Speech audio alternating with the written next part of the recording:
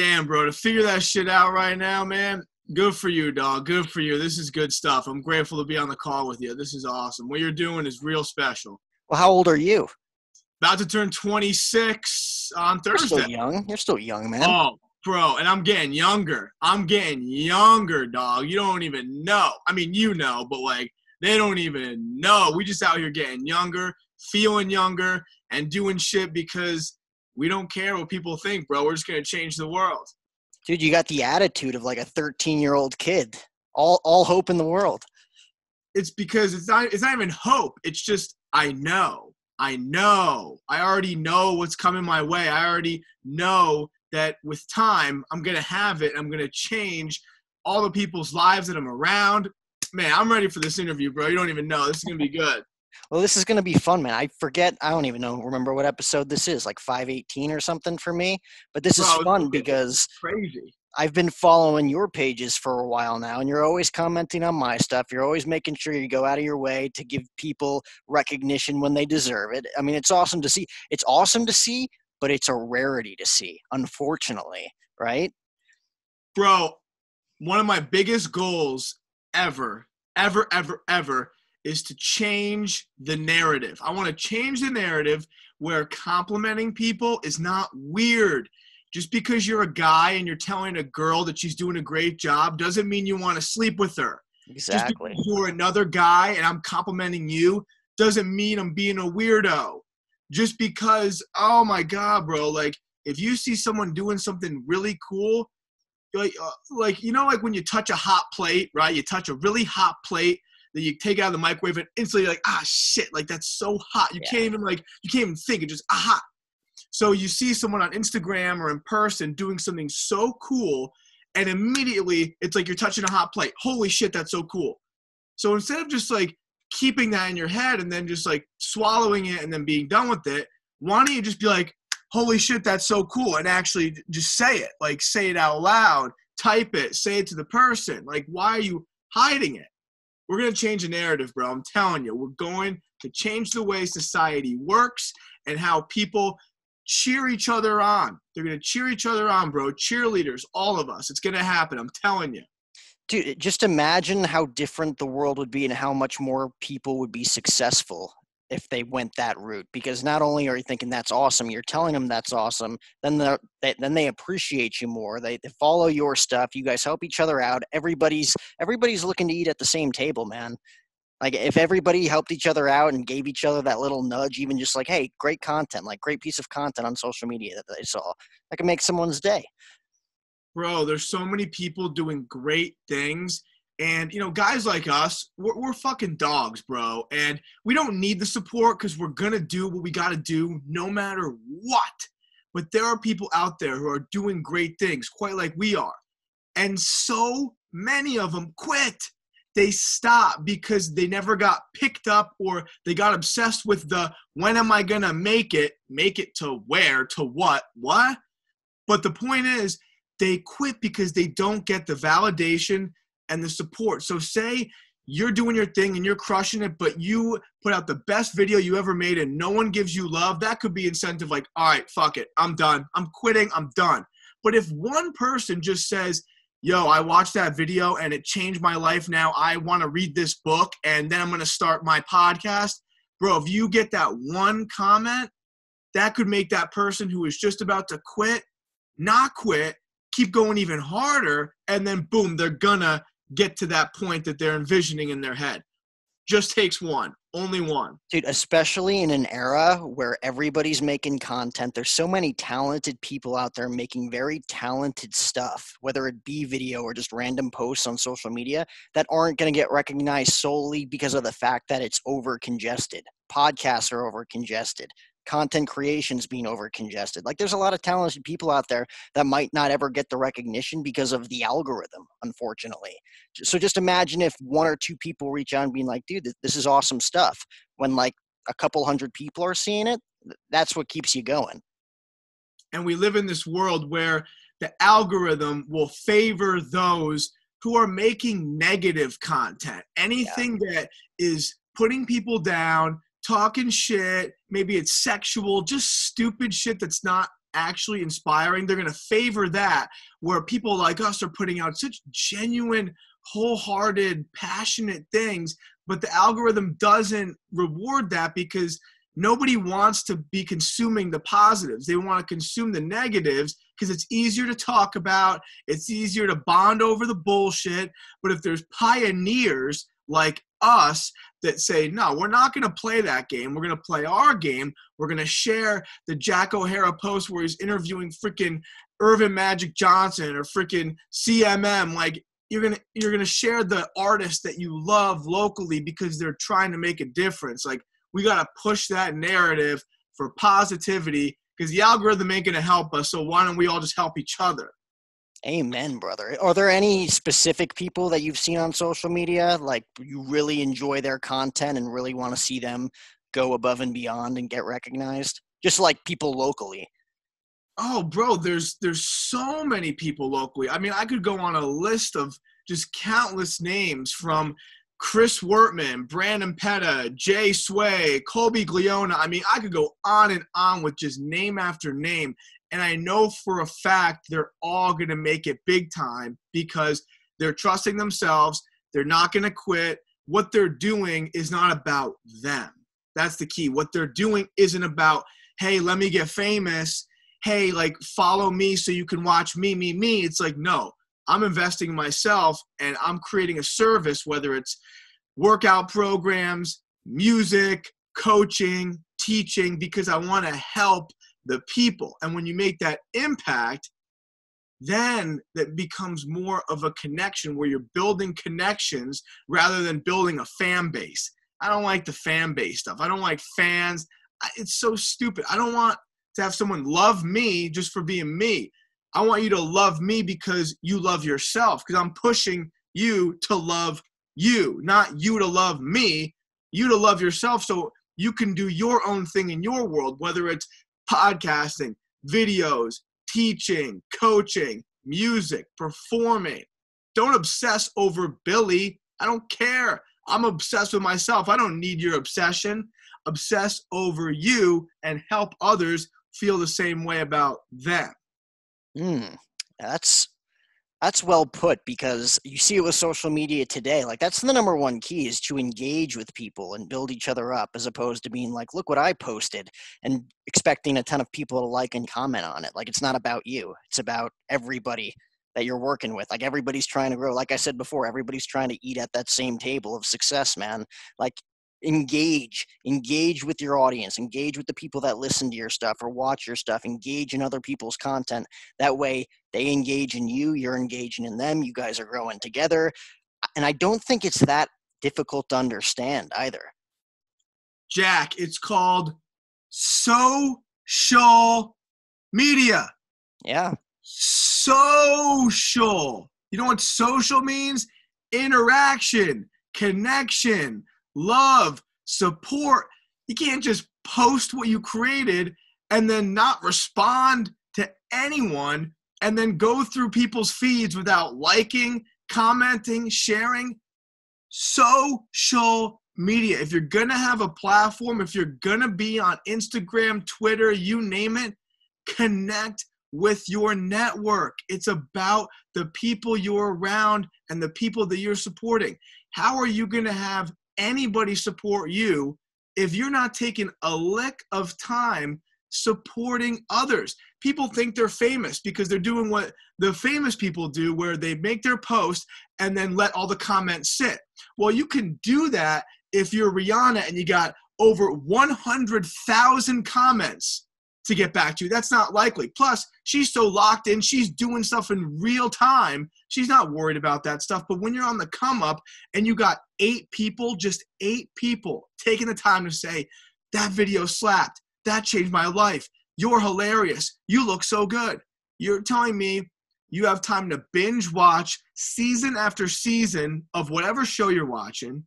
You have time to talk negative bullshit with your friends. You have time to go walk your dog, but you don't have time to write back to 8 people. It takes 2 minutes.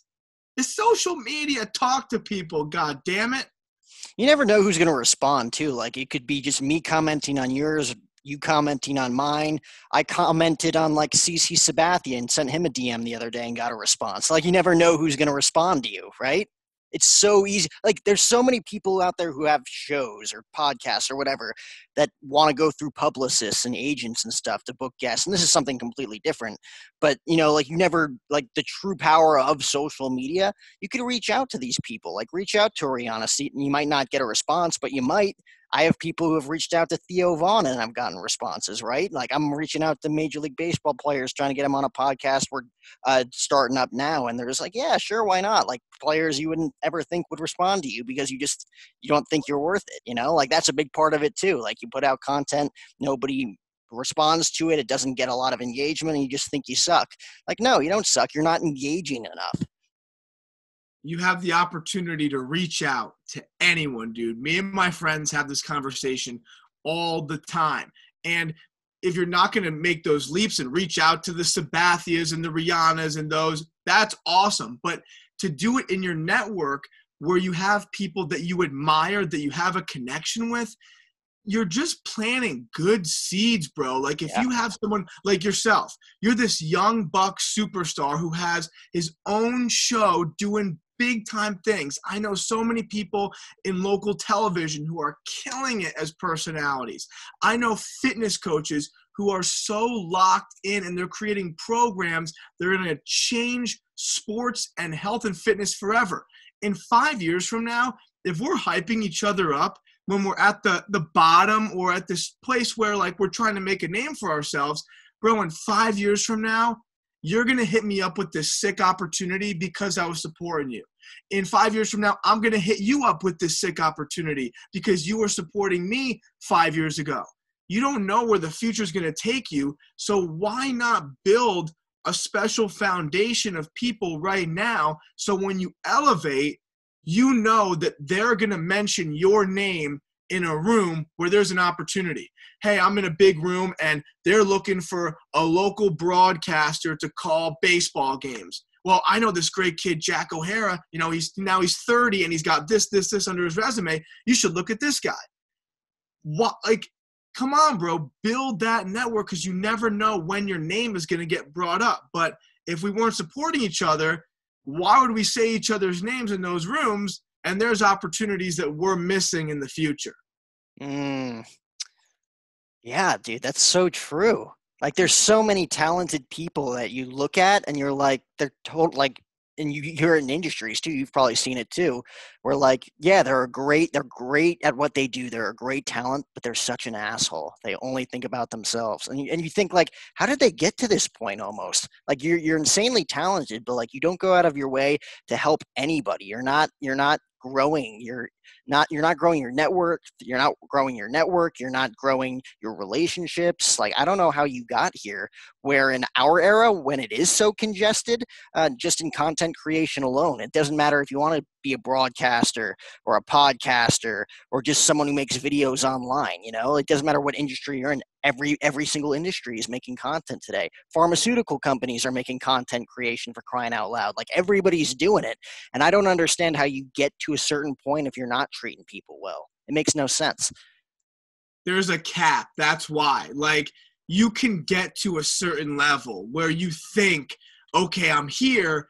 And, like, now if you get to that level without treating people the way you want to be treated, taking the time to grow your network, caring about people, supporting people, you can get to that certain level. And then when you're at that level, those individuals now are waiting for their savior. They're waiting for their lucky break. Okay, I'm here now. When's my call to Hollywood coming? When is so-and-so going to hit me up for a collab? That will never come. And that's what separates people like us from them, is because we're in the trenches making eye contact with people while talking, shaking hands of those we admire when our gut is telling us, you got to go shake that person's hand even though it's terribly scary, or you got to DM that person because what they just made is killer. So when we, move past those people like we are, they're going to look at it like, wait, how is that possible? This is bullshit. Well, I'm trying to tell people now, You got to invest in the network and the connections and the genuine positivity so you don't get stuck there. Because those people who are stuck, they're not going to get that lucky break, bro. They're not going to get that ticket to the top. It doesn't exist. So they got to change their outlook, change their mindset, ditch their freaking ego. That's the big one. Ditch the ego. You're not better than anybody else. You're just the best in your reality. You're the best Jack O'Hara to ever exist. I'm the best Billy Floyd to ever exist.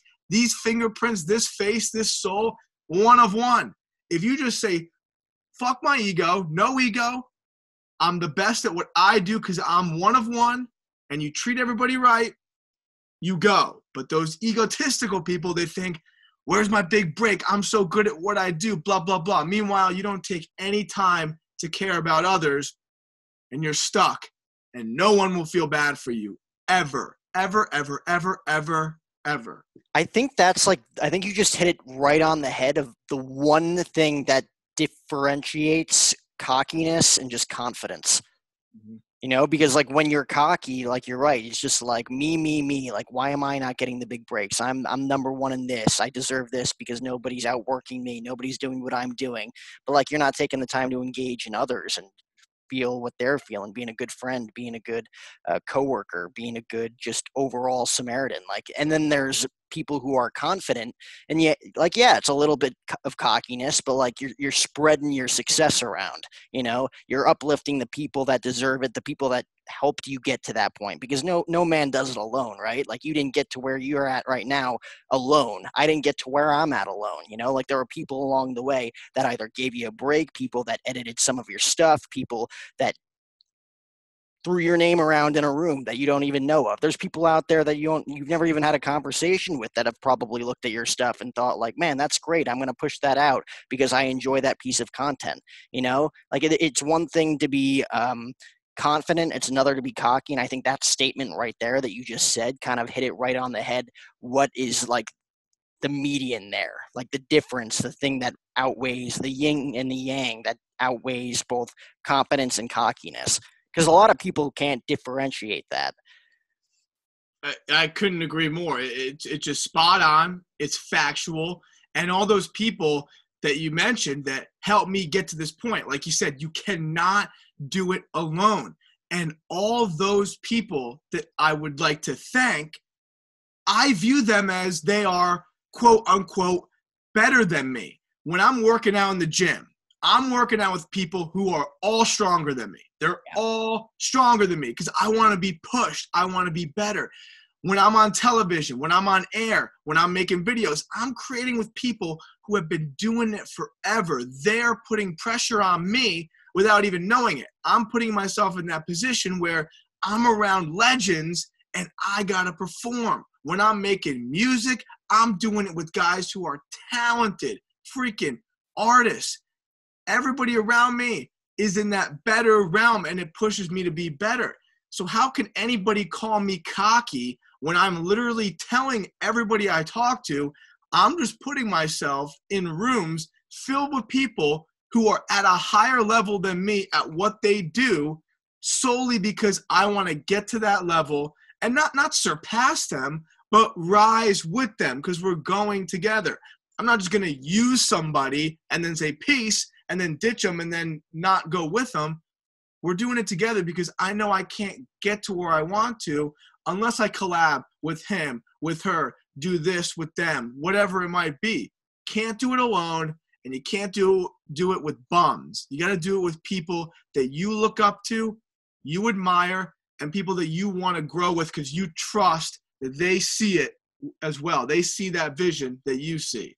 How do you go about differentiating that? Because again, like, that's another key fact that you have to surround yourself with people that are just as passionate as you are about it and people that are just as good as you are at it, right? Like, there's a lot of people who start things and then like a month in, they're like, yeah, it wasn't as exciting 3 weeks ago, you know, and then they stop, you know, like how do you find the people that you know are in it for the long haul and are going to do this at no expenses, no final cost? Like, this is it. There's no plan B. How do you find that type of group to be around? It's a great question, and the answer to it is it's all energy. It's all energy. I've, on a countless occasions, have tried to collab and create with so many different people, whether I was in news, making music, making content, and you just know right away, like, yo, this person's legit. They're not just good at what they do, they're relentless. They're insatiable. And your instincts will tell you, like, you have that connection with your intuition where it's really hard to act on your intuition, but you know when you have to take action. So when you're working with someone and maybe you create something cool, maybe it looks good or it might be funny, but you just know, like, this relationship, it's not wholehearted. It's not what I was looking for. You just know. So you don't just say, like, oh, screw you and move on, but, like, you know to keep your distance and you just know the limit. You know where you're at with that person in any way, even in just relationships in general, when you're not creating friendships of any kind, relationships of any kind. But when you're making content, when you're creating something, when you're building your vision, putting it to life, you just know, like, this person's legit. When you have that eye-to-eye contact, you can say anything with no filter. There's no scarcity and, like, wow, like, we can't do it. Like, there's just this delusional belief, like, you're my guy, you're my gal, you're my team. And then by, like, weeding out the people that really don't fit, you just kind of form that community and you form that group of people you create with, love with, and do shit with. And then you just naturally start attracting other people. And kind of like we just said, like, bringing up people's names in rooms. You know, you could be collabing with so-and-so, and then a month down the line, they're like, yo, I got this awesome photographer. He's so good at what he does. Let me connect you with him. And then you connect with that photographer, you do a sick photo shoot, and then your pics are all over Instagram, and then that photographer is like, yo, you got to meet my friend who runs this business. Maybe you can do something with them. Right. And that chain reaction just goes and goes and goes. But bottom line is you weed out those that don't really fit your energy by just trusting your intuition and continuously trying to link up with people that you think will help you, but mostly just attract it. Be yourself and you're going to attract it. You don't need to run around finding people to do stuff with. They'll find you and you'll naturally come together, but just be open to making those new connections pretty much. Oh yeah, it's like one of those stupid motivational quotes you see on social media, like, I don't chase, I attract. But it's so true. Like, if everybody just lived by that mantra, it's like, oh yeah, I am fucking awesome. Like, I am really good at what I do. I am an awesome person. Like, you know, people will try to chase people because they're like, oh, I want this, I want that. But, like, what's coming to you, what's meant for you is coming to you at some point, right? Everything happens for a reason. There's a higher power out there. Like, your script's been written. It just hasn't been portrayed yet on screen, right? Like, there's things that are aligning that you don't even realize. Bro, all those quote unquote stupid quotes that people read or see, they're all true. They're all true. I don't know who was on this level years and years ago who said all this stuff, all these geniuses way ahead of their time, but they're all true. One of my favorite quotes, this is a great one. The universe is full of magical things patiently waiting for our wits to grow sharper. Now that quote means the universe has all these wonderful opportunities, these gorgeous people, amazing venues to perform at, whatever those magical things in your reality might be. But you cannot attract them until your wits grow sharper, until you're smart enough to know, I got to stop drinking and getting blacked out because it's self-sabotaging the next day where I got to wake up and go seize it. I got to break up with this boyfriend or girlfriend because we're not growing together. We just think we have to stay together because we have all these memories and we can't start all over again. I got to start going to the gym because I feel lazy. And if I start working out, maybe I'll meet those magical people at the gym, or I'll feel healthier and confident that I can put myself in those situations where I'm shaking people's hands, having the charisma to know they're going to look back at me and think that's a freaking savage right there. And you're going to attract all those things because the universe is just waiting so patiently for all of us to be smarter, to be stronger, and to be more on the attack, bro. It's my favorite quote. I mean, I'll give you 20 my favorite quotes, but that one just sticks out and it rings so true because every time I made an adjustment where I did something that held me back and started doing something that I knew I had to do despite how uncomfortable it might be putting it in my life, not every time it's instant, but every single time, whether it's instantly, in a week, in a month, in a year, with time, I attract that next magical thing. Every time. It's clockwork. But people are too afraid to even tap in, and they don't even understand that that quote is just spot on the money because they're not even trying to get smarter. They're just doing the same thing on the same hamster wheel, quite like a hamster. They don't even know they're on the hamster wheel. They're just running in circles, waiting for someone to take them out of the cage and put them in some fairy tale land that don't exist. You got to be a freaking man or a woman or a beast, get off that hamster wheel, crawl out of the cage yourself, and go figure out this damn life on your own. That's what it's all about. That is so true. That is a great one, dude. One of my favorites, and you're right, like there's so many people out there that make mistakes and then just don't learn from them. Or like have like a moment where it's like, oh, that stung in the moment. Maybe I don't want to feel like that ever again. And then they just go back and do it. Whether it's like getting blackout drunk and being hungover the next day, like, oh, I don't want to feel like this again. And then they go back and do it again. Like nobody's learning from their mistakes. I think one of my favorites, probably my favorite quote was, "It too shall pass," because like you can look at it from both perspectives of just like, oh, I got fired from my job. Oh, like some like just shit isn't going my way. It too shall pass, right? Where like from the other side of it though, it's like when things are going great, you're on cloud nine, everything's going great for me, like it too shall pass. You got to be even keel. You can't be too high, you can't be too low. Things are going to happen, and learn from all of those experiences, right? When things are so high and you feel like nothing's going wrong, that's when you kind of take your foot off the gas a little bit. And that's why sooner rather than later, things aren't going to be going your way, because all of a sudden you got too high, you got too confident, you got too cocky. And when things aren't going your way, your foot is on the gas 1000% because you have that piss and vinegar inside of you that wants to succeed more. But at the same time, you got to know, like, it too shall pass. Like, things are going to come your way. It's meant to happen. Learn from past failures, past mistakes, past bad times where it did turn around. Because like you look back, like you're going to be 26 this week. Happy birthday, by the way. You're going to be 26 years old.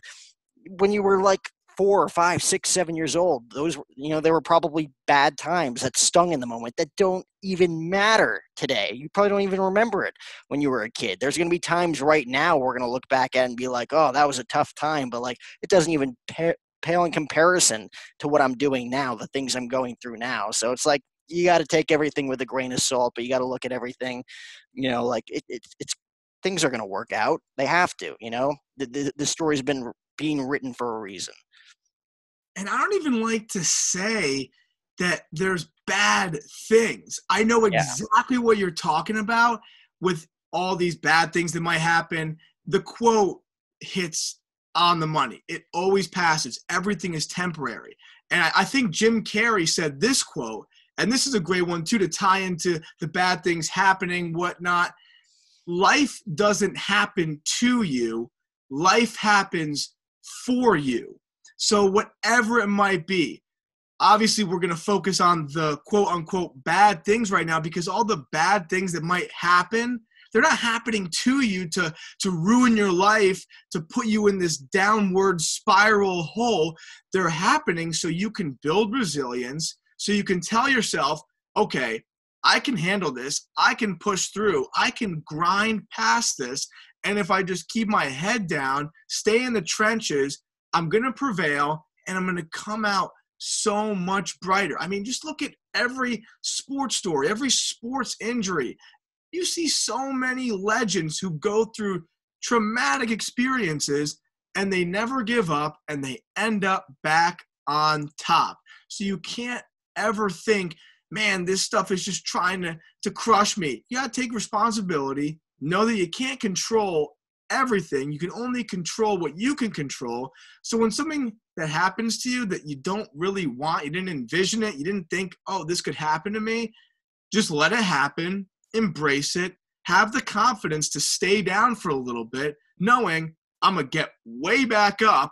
I just got to work my way through this little misfortune, and I'm going to be fine, bro. And now look at us. And what the beauty is, we're going to look back on this recording in a year from now, 2 years from now, 3 years from now, and we're really going to say, damn, like we might have had some shit happen to us, but we literally talked about this live on a podcast, and we were right because we never let anything bad happen to us. I know for a fact you've had some crazy bad shit happen to you. I had some crazy bad shit happen to me. But why would that ever stop me? It always passes. Like you just said, it always passes. I'm going to try to find a way to play devil's advocate with you here because like that is so true. Like, and again, like it always finds a way to even itself out at the end of the day. Like those, like you said, they're not even bad things. They're things that sting in the moment, things that help you grow over time. And then you look back and be like, oh, that was supposed to happen. I'm so glad that happened. But then there's other, like, you know, like a family member dies, like tragedies, you know, like how do you explain that in a way where it's like that was supposed to happen? And there's some instances where you look back and there's a beautiful story to be told within tragedy. But then there's other times where like you can't explain that in the moment. Like why would God do that? Like why did that happen? Just to play devil's advocate with you. I want to see if you have an answer for that. You know, I think everybody just has certain destiny. And, you know, I've never lost a close family member. So I don't know what that feels like. I really have no idea what it feels like. But, you know, I've been in very intimate relationships. You know, I had a girlfriend, multiple girlfriends. And that is kind of like a death in its own way. I'm not going to try to compare the two, but when you lose a significant other, maybe it could be a best friend of yours, and you move across the country and you part ways, it's almost kind of like a death where like that person is gone forever from your life, especially if it's a significant other where you normally wouldn't talk anymore. So then you lose someone that you gave, you know, your whole life to. It's hard to compare, you know, if you lost like a sibling or a parent to losing a intimate girlfriend that you were best friends with. But, you know, whatever happens does happen. So you deal with it, you know, like, okay, I lost that person, they're gone. I got to keep going because I know for a fact, based on the relationship that I built with whoever that person is, they would want me to keep going because I want them to keep going. I know maybe if they died, they really can't keep going, but you know they're doing their thing up above, and that's just how it was supposed to be. So I know it can get a little finicky with the whole death. So great playing devil's advocate to really check me right there. But in terms of just like the day-to-day things that happen where maybe you missed your stop and you didn't, you know, get off on the right train if you're commuting in the city, right, or you spilled your coffee, or you were supposed to meet a friend and they bailed on you. Like, just don't complain about that stuff, because if you were supposed to go out, you were supposed to go hit dinner with someone and they canceled on you last minute. And if you just instantly complain about it, like, oh, come on, like we had this big plan, you're screwed. But if you immediately switch your focus and you're just like, okay, done, we're not going to dinner, what can I do now? Then you're going to be walking down the street and go the other way, not towards the restaurant. And then you're going to walk into some sick scene. You have no idea what could happen if you just change your focus on the things where you can literally push away instantly. Who cares about your friend canceling? Who cares that the Yankees lost the baseball game? Who cares that some crappy little thing happened? Change your focus, and immediately you're going to see that something else was waiting for you. every time you don't get what you want, it's because something much better is in store. And you don't even know it yet, but it's there for you, but only if you change your focus and be a master of acceptance to where you accepted the fact this didn't work. Let's move on. We're done with it. What's next? And what's next is even better. Yeah, I mean, there's so many great things that have happened because, people's plans didn't go according to what they wanted. And as I say that, I have no examples to give you right now. I'm drawing a blank. I'll use a tragedy one just because I'm a big rock and roll guy. Dave Grohl, 24-year-old kid, drummer for Nirvana, right? The biggest rock band in the world at the time in the early 90s. Kurt Cobain, one of the most talented songwriters of all time, unfortunately had some demons, ends up dying, passing away at the age of 27. Huge tragedy. Those guys devastated. Dave Grohl, a 24-year-old kid, one of the best drummers out there, becoming one of the best drummers out there, starts writing his own stuff. 25 years later, he's the face of rock and roll with the Foo Fighters. That was never supposed to be a part of the plan. He was never supposed to be in the biggest rock band in the world. I mean, he was in the biggest rock band in the world, and then it defecated. They split, and then he formed his own thing and became the biggest. Like that doesn't happen. That's a once in a lifetime opportunity. There's tragedy involved. There's a lot of negative into it, but he blossomed it into something big. He was a drummer who lost his frontman, who became a frontman who unfortunately, as of a month and a half ago, lost his drummer. You can't write that. There's a lot of tragedy in it, but there's a lot of beautiful aspects in it as well, because you never know what's going to happen, and you never know why it's going to play out in the moment. But when you look back at it all, you're going to see it was a beautiful story that was written, no matter how it ends, because it was supposed to happen. I couldn't agree more. And I'll look at my life. One quick little example for me is I was a huge baseball player growing up. My whole life was baseball. My dad was the coach of the baseball team. All my best friends were baseball players. I thought I was going to play college baseball, blah, blah, blah, blah, blah. Baseball, baseball, baseball.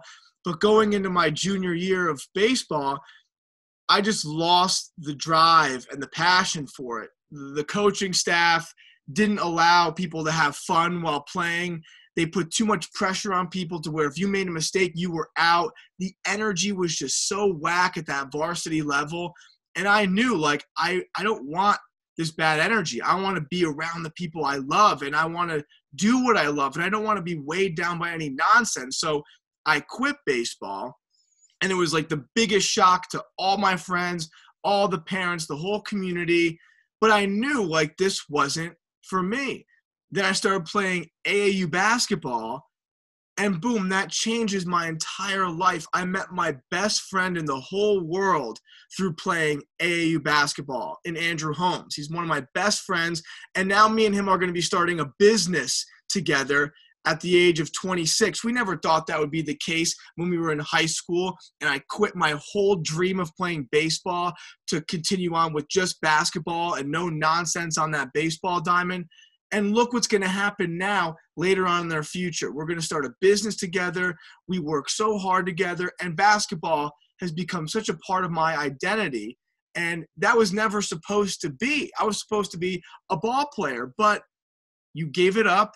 You quit. You're done with it. You knew, and that was just certain destiny. So you just have to continuously go through your life and just make the decisions that you have to make. I know we talked about death and whatnot, and that gets pretty tragic. But aside from death, whatever happens, you got to trust yourself. You got to have the confidence to know you're gonna make it out of whatever situation. And then a year from now, 2 years from now, 3 years from now, you have no idea what that's going to turn into. But if you trust yourself, it's going to work out.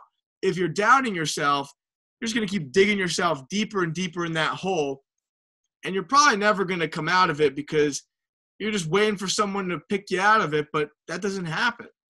Yeah, it's so difficult sometimes, especially when things aren't going your way. You don't realize it's still 100% on you. You can't control the bad things that happen, but you can control how you react to them and how you adapt to them and how you pick yourself up after experiencing those things. Like, it's very difficult when things are just constantly just shitting on you and shitting on you and shitting on you, and you just feel like you're getting kicked in the balls every single day, that it's still up to you to make things better, even when things look completely bleak and there's like that 1% chance that things are going to get better. At least that's the way it looks like that some ways in your mind sometimes, right? Like, it's completely up to you. When did you kind of, have you always had this mentality, or was it like finally, like, was there like a moment where like the light bulb went on and you were just like, I can't think like this anymore, I got to be way more positive? I've always been really positive. I've Yeah. always been a people person to the point where I just want to make connections, and I want to love, and I want to be positive, and I want to share all the good energy. I was like that all throughout high school. My identity is sports. My identity is my friends. Everything was great. And then in college, things kind of changed for me where I didn't have sports anymore. I went to Marist College, and I didn't really know who I was, but I was able to push through and have a great time. It was a really special time, but it's hard when you don't have something you're working towards. I never felt like I had a purpose in college. I was always myself, and I always had so much fun, and I had the best group of friends. And the whole time, you keep hearing like college is the 4 best years of your life.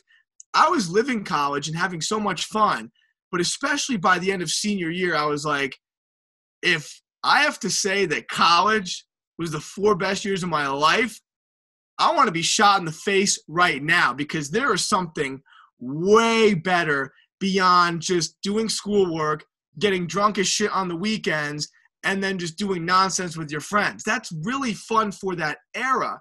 But at the end of my senior year, I knew I want to be at a high level one day, the highest level imaginable, because when I'm at that high level, that means people are going to be listening to me and hopefully taking action based on what I'm saying. I wanted to be the biggest positive influencer to ever exist with all the right people. And how am I going to do that? How am I going to get to that level? Well, it's not going to be extending my college experience like most people do. I know a lot of individuals who will graduate college, they'll move to New York City, or they'll stay local, and they'll work a job that they hate. They don't love it, but they're closer to their friends from college or home and whatnot. And when they're 22, 23, 24, 25, 26, into their 30s, they're still drinking every weekend. They're working towards the weekend. They're celebrating nothing, and they're really working towards nothing. So I knew, respectfully, I have to get away from everybody I know. I have to get away from my friends. I have to get away from my family. I don't want nobody telling me what to do, because I know I'm always right. Just like you're always right. Every individual is always right about everything they do. So I don't want to hear nothing.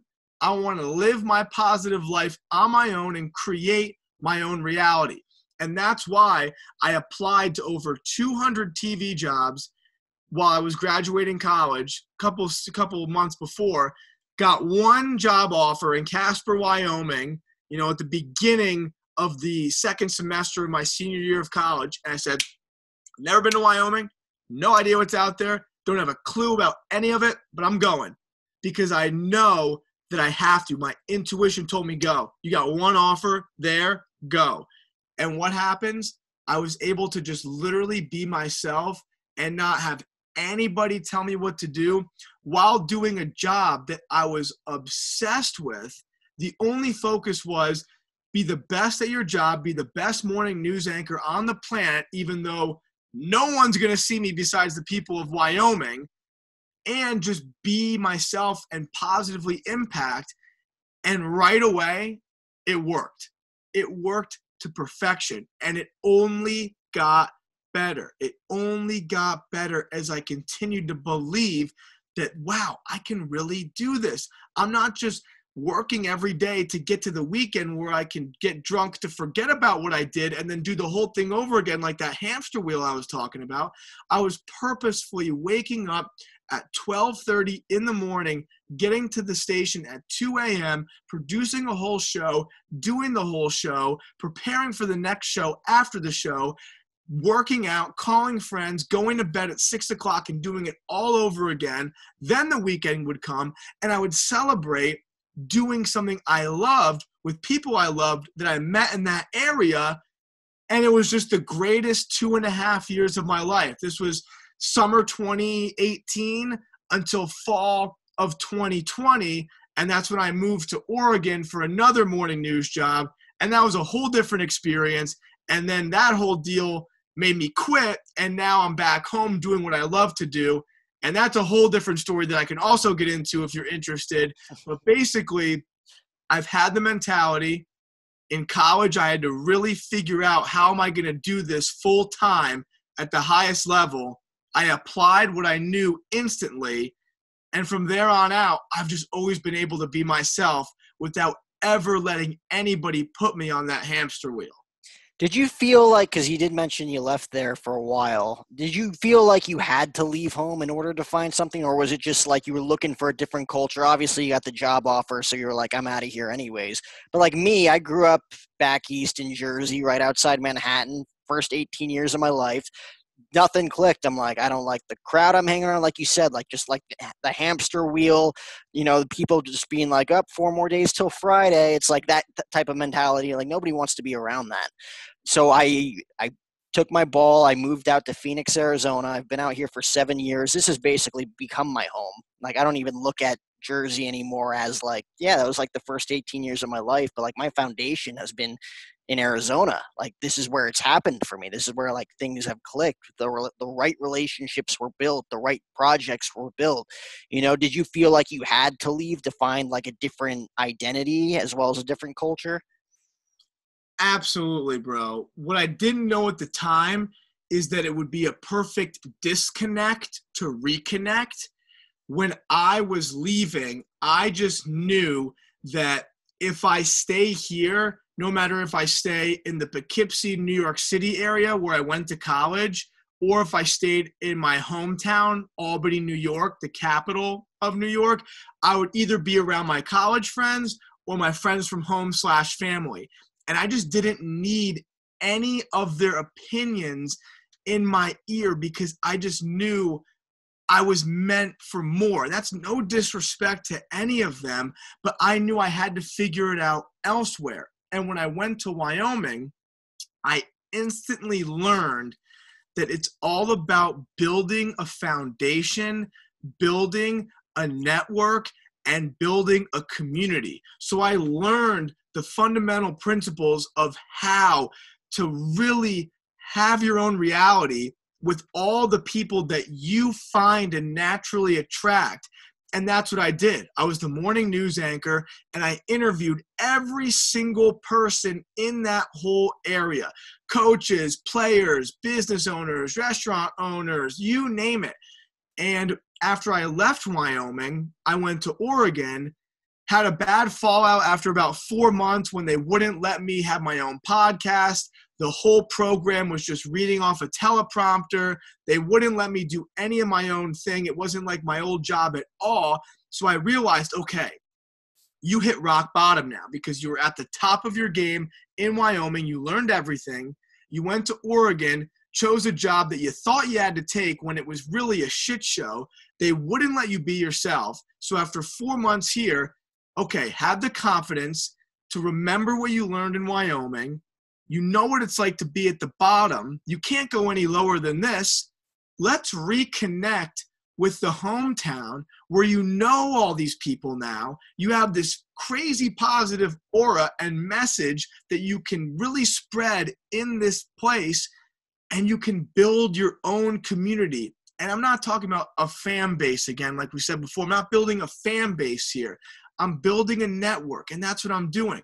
Now I'm working with the best artists, the best gym owners, the best content creators, the best entrepreneurs locally. And I could have never have done that if I didn't go to Wyoming, because if I did work here in this area out of college, I could have never been on air. I would have never gained that confidence to believe I could do it, because I would have had to get some kind of 9-to-5 job or some runner job or some job where I'm giving coffee to people at MLB Network or CNN or something in the city. Like, I never would have believed I'm capable of portraying my message in this genuine way if I didn't get the hell out, learn it all, come back. And now I just get to do my thing with people who know me and trust me and love me. And it just all works out. So I would totally say, if you're around people that you know, they don't see the same things you do, it doesn't matter if they're your best friends, your girlfriend, your parents, you got to get away from them. Unless they really, truly are going to make you better, you got to go away. Doesn't matter how happy they make you or how many memories you've made. You can reconnect with them in the future, but you got to go do your own thing. And if that means moving to Wyoming, if that means moving to Arizona, if that means moving to Miami, you name it. Get the hell out and go where you have to go to do what you want to do. Yes, sir. I think it was a godsend for me. It obviously sounds like a godsend for you. Hell, I might even do it again soon. Who knows? But like, I think like it is so important to get out there. Being a culture, it's so riveting being in a culture with a bunch of different talented people who all want to succeed at the highest level, but all have something a little bit different that they bring to the table, right? Because like you're collaborating with a bunch of different people that have great work ethics, but have just something a little differently, like something that makes them a little bit different, something that is wired differently in their heads, that brings all of them together, that complement each other's talents and each other's mindsets, that make, whether it's music, you know, beautiful music or great content out there. Like, again, like if you're doing it by yourself, like, yeah, it could be great, but it's going to be so much better if you get intake from so many different people with different insights, different backgrounds, different experiences, you know, because everything is so subjective in the world. Like everything can be so much better if you just let and not everybody, but let certain people in that you trust, people that want to grow, and people that have those experiences that shape and mold what it is that you're trying to accomplish. And it's not easy to find, and it's not easy to, you know, like you're going to go through some things where it's like it was fun at first, but then you're monetizing it and it becomes a business. Like when money's involved, like you've probably seen it, you've witnessed it. Things change, relationships change, expectations change, you know, like there's so many different avenues, so many different chapters in your life where you're going to look back and be like, oh, I definitely changed here because, you know, business got involved, relationships changed. And I mean, I'm kind of just rambling on that fact, but like you've probably definitely had experiences like that where like, okay, like this isn't a game anymore. Like this is our livelihoods now. Oh, dude, I couldn't agree more. This is not just us having fun. Like this is us Yeah. we're trying to change the world here. Like there's no joking around. Like I heard this great quote from a girl that works out in my gym. She says, "I don't play games, I win games. We're not playing around.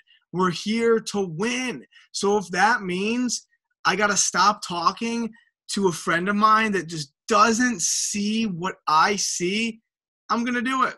If I have to leave a situation that I know doesn't fit, I'm going to get the hell out of there, because I'm not going to just waste my time so I can be checked off on an attendance list, or I can look like I'm being a good friend in the eyes of someone else, because maybe that one friend of mine thinks, wow, like this guy's just, you know, being an asshole. Like he doesn't even care about me anymore. Well, it's like, well, you don't know what I'm actually doing. And the people I'm changing the world with cherish what I'm actually doing, and they take the time to listen and care and create with me. So you just got to know that we're not fooling around. Like, of course we're having the greatest time and we're having fun. It's not just like we're relentlessly working and there's no fun to be had and there's no smiles.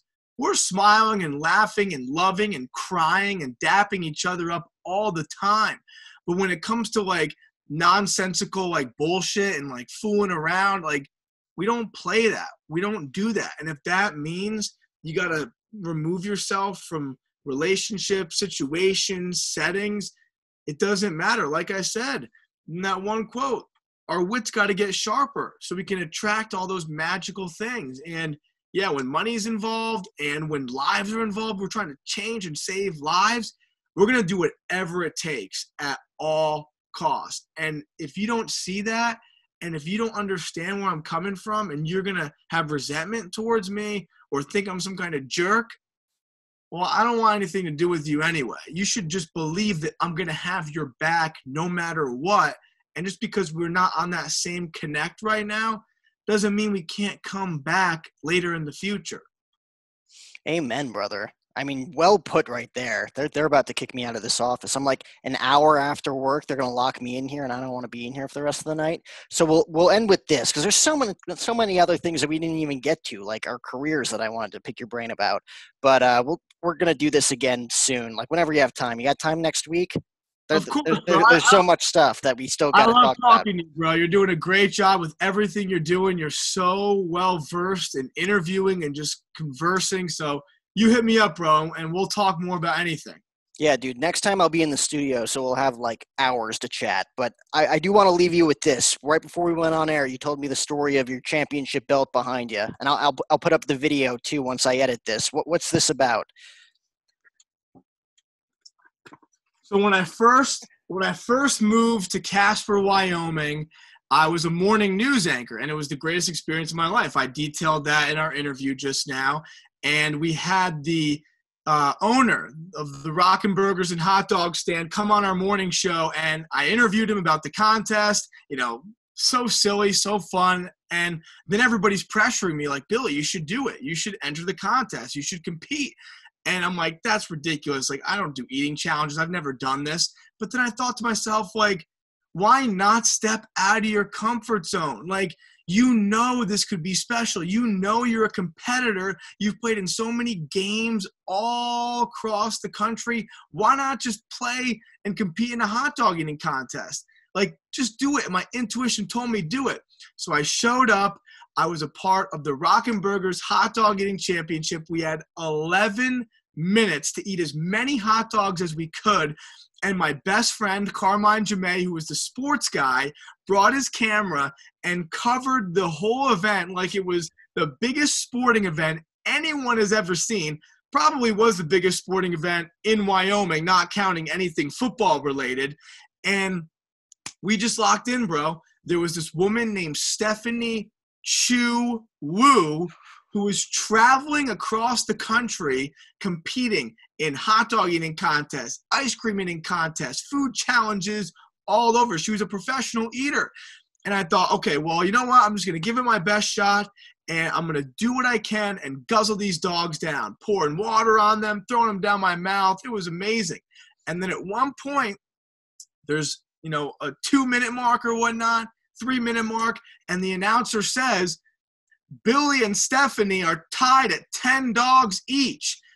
And then that Michael Jordan, holy shit, I'm a savage mode kicked me in the gut, literally and figuratively, and in my mind, where it was like mind over matter, mind over tummy. Let's lock in and get these glizzies down. And I just got them down, and at the buzzer, I finished the 13th hot dog as she was still chewing, and I won the belt. I set a competition record.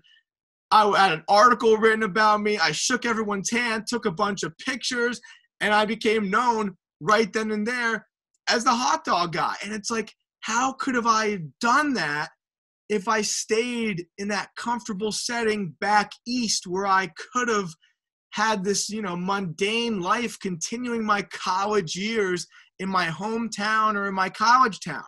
I could have never been the Wyoming hot dog eating champion, which then would have elevated me to those crazy extents that go past that if I didn't move to Wyoming. You got to check the video. It is so special, and I'll never forget it, bro, because that was like my coming out party where I won that competition. I did something I never thought I could do, and then I was like, wow, if I can win a hot dog eating contest against a professional eater, as silly as that sounds, it made me believe I could do anything. And that's why I always, always try everything and anything under the sun, because even if it doesn't work out, I'm just going to regret the hell out of it if I don't try it. You only regret what you don't do. I probably would still not be able to sleep if I didn't try that contest. And now I have this belt that I wear proudly, have it back in my setting here. And I send that video out to anybody that wants to know a little bit about Billy Floyd, because that video, like I said, as silly as it sounds, it's a definition of who I am as a person. No matter what, you're going to get the job done, and you're going to try it, because there's no excuse not to. And how'd you feel like 3 hours after that? Honestly, not that bad, because when the adrenaline sits, it's like, oh. I planned it really well, because I woke up, I mentioned it earlier, I wake up like after midnight almost for my morning news program. So that morning I woke up and had like a protein bar and 2 eggs at like 2 in the morning. I didn't eat all day until 7 p.m. when the competition was. Had 13 hot dogs, which is like maybe like 5,000 calories or something. But when I was driving home, like I felt really full, but not like disgusting full. I just felt like I overate a shit ton. And then I had to go right to bed, but I didn't get home till like 9:30 because there was pictures, we did interviews, it was so much fun. And then I had to wake up like 3 hours later for work. And somehow, some way, when I woke up, I just felt normal. I just felt like a champion. I was too blacked out on glory to even realize like I just stomached 13 hot dogs. And that's what happens to a champion. You don't even care about what you had to go through to get there. You just knew, I'm going to do whatever it takes to win. I'm not going to think about any of the negatives. I'm just going to think about dog down, champion belt around the waist. And then that formulates your future. Positive vibes only, honestly. Jeez, man. I mean, there's going to be so many great, bits and nuggets from this show. And next time when we talk next week, it's going to be about, just a little bit more about this, a little bit more about our personal experiences, because I want to dive into so much more. But like that right there, in a nutshell, like manifesting your goal in the moment, not even like a goal that you had in mind, but like you said, as soon as you heard that over the loudspeaker, like they're all tied at 10, like just like this different animal in your head comes out and you're like, okay, like game on now. Like this is it in the moment. I never expected anything. That's the key too. Yeah. You can't expect anything. I went into that competition not thinking, okay, there's no chance I win. I was going into that competition honestly thinking, I know I can get this done. I know I can eat and I know I can compete. So I'm going to do whatever it takes to just be the best Billy Floyd I possibly can. And let's see what happens. I didn't expect the championship. I didn't expect to lose. I didn't expect to throw up. I just expected to be the best Billy.